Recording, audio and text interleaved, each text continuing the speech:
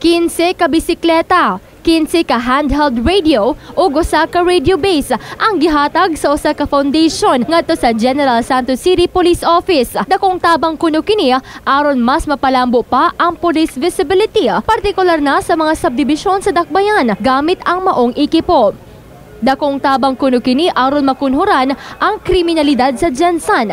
Sama na lamang sa pagpangawat, nagalaw musab ang mayor nga matag adlaw dunay accomplishment ang mga otoridad kalabot sa pagpakgang sa droga. Nagbalor og sobra 300,000 ka pesos ang kinatibuk ang kantidad sa mga gamit nga gihatag sa foundation gikan sa usa ka pribadong kumpanya. So basically, kani siya partnership sa atong PNP, no? So hopefully ang local government pod, no, ang pondo sa local government naputay iapod-apod gamay sa atong kapulisan para pod ma-enhance ang police facility ug public safety sa atong kapulisan. Mo pailaw musab og training ang mga pulis nga mogamit sa maong bisikleta pinaagi sa Regional Training Unit. Mahirap naman na ibigay natin, baka kinabukasan masira yan.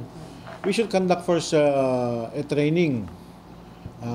We have an able-bodied ng classmate ko dito sa region, the person of Police Superintendent Solares, who is expert on training yung mga ganyan. So I have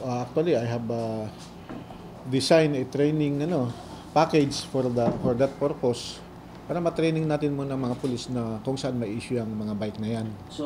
Sa pagkakaroon, ginahan ay nasa kapulisan kung kano sa ipahigayon ang training sa mga mugamit ni ini. Makadawat usab og pipila ka mga mountain bike ang matag istasyon sa kapulisan apan mas daghan ang makagamit ni ini gikan sa Mobile Patrol Unit.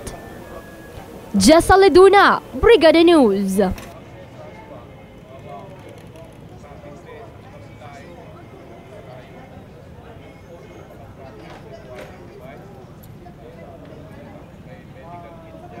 Safety is the primary function of our police officers.